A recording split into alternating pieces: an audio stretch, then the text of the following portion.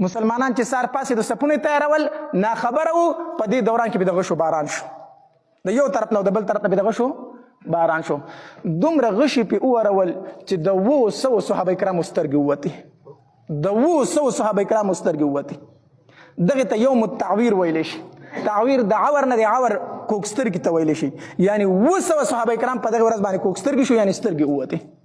200 صحابه کرام او ډېر صحابه کرام پکې شهیدان هم شو خو بیا هم صحابه کرامو صفونه نه دي مات کړي ګورئ ښه بیا هم شکست نه تسلیم کړی بیا هم صفونه نه دي مات کړي بیا پای غونډو ته پسې مسلمانان وختل او هغه کسان یې مردار کړل څه یې وزغلول چا ویې وزغلول په دې دوران کې چې ماښام شو په دغې ورځ باندې الله تبارک وتعالی د مسلمانانو فتح کوله په دې دوران کې یو سړی راغی د کافرو نه ماښامې ټایم دی ابو عبیده رضی الله تعالی ته فرمایي وایي زه ستاسو مدد وکړم چې دا کافرو له شکست ورکړم مدد دې کولی شم ابو عبیده رضی الله تعالی ته ته څوک یې وایي زه د دې عیسایانو لوی پادري یم د دوی مولا یم ښه چې د دوی پادري او د دوی مولا یې نو بیا د دوی خلاف څنګه کوي زموږ څنګه امداد کوي دا جذبه در پکې د کم طرفه راله داسې چل وشو که نه چې موږ دغلته په دې ښار کې زموږ کورونه دي وایي زموږ دا پوځ چې راغی نو زموږ د زنانو بېعزتۍ یې وکړې زموږ د کورونو بېعزتۍ یې وکړې نو زه لاړم ما خپل بادشاه ته پې شکایت وکړو چې دا پوج رالېږلی دی او زموږ ټولې زنانو دوی بېعزتې کړې وایي هغه زما خبرې ته اړو غوږ کېنښودو وایي دا مې پړه کې راغلي چې دوی له به اوس زه داسې زور ورکوم چې یاد به یې ساتي هغوی خو مې خبره ونه منله په ستاسو په لاس ورته سزا ورکوم وایي څنګه وایي زه داسې کوم که نه زه ځم دوی ته دوی زما خبره مني ځکه د دوی پادري یم د دوی مولا یم زما خبره باندې ډېر یقین کوي زه دوی ته وایم چې مسلمانان در باندې نن شپه حمله کوي او ځان ورته رډي ساتئ تیار ساتئ او تاسو به زر اسونه راولئ زر سوارو او د دوی په خوا کې به هسې تېر کړئ خو ګوره واپس په راتښتئ ګیر خو نه کړي هسې به اسونه د دوی په خوا کې تېر کړئ ویا خوا کار زما دی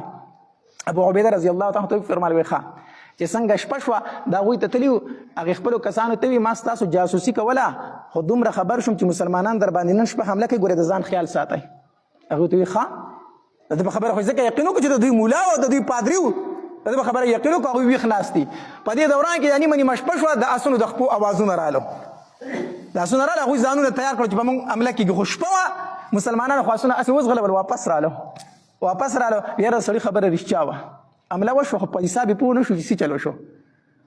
چې سار شو هغه پادري راغی هغه مولا د دې عیسایانو وی ما خو چې په تاسو به حمله کوي خو هغوی خو در سره بل چل وکړو وی څه چل وکړو وی هغه خو په دریاب پورې وتل او ګرفتار یې کړی ستاسو د شا غاړې رالو په تاسو او په دریاب پورې وتي د شا غاړې یې ګیر کړي یې د شپې شپېتلي په دریاب پورې وتي دي نو مخې ته تم کسان کېنول او د شا غاړې در باندې شو تاسو په منځ کې ګیر کړی وی څه چل وکړو وی ورشئ لاړ شئ پسې موږ خو ناشنا خلک یو د روم نه راغلي دلته موږ ګودر څه معلوم دی چې په دریاب کې کم ځای ډونګې دی او کم ځای نه دی موږ ته لار وښیه که نه هسې نه چې په دریاب ورودانګو منځ ته شو چېرته ډونګې غرق پکې نه شو ګودر راته وښی د تېروتو چې ده ورته د قصد ته غلط ګودرې وښولې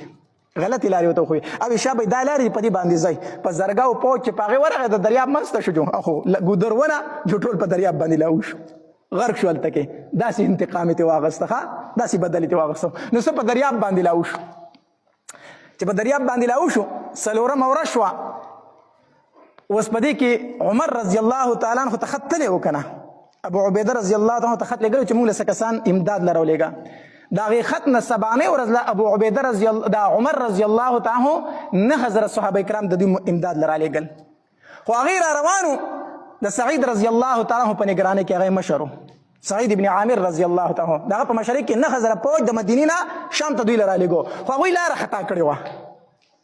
لاره خطا کړې وه نو د شام په ځای باندې عمان ته وتي وو دلته عمان هم د دوی قبیله و کافرو عیسایانو نو دوی ورته وایي چې مونږ خو لار خطا کړې ده خو تاسو له رالو اسلام راوړئ هغې ورته وایي چې اسلام چېرته راوړو تاسو خو زموږ دښمنان یې نو هغې 4,000 عمانیانو کافرو په دې مسلمانانو تورې ایستلي دي نو مسلمانان 9,000 کافر څه وو 4,000 چې مسلمانانو پې شروع کړی دی چې هغه 4,000 والا سرونه کټ کړي دي هغه یې ټوله کړي او د هغې سرونه په نیزو کې ټومبلي دي او را روان دي اوس 4مه ورځ ده چې 9,000 پوج د مسلمانانو د مدینې منورې نه راورسېد د مسلمانانو امداد لا او ټول په اسونو ناست دي او نیزې نیولې په نیزو کې د کافرو سرونه دي چې راورسېدل ابو عبیده رضی الله تعالی ته فرمایل که تاسو چېرته راغلی او دا سرونه دا تاسو چل کړی دی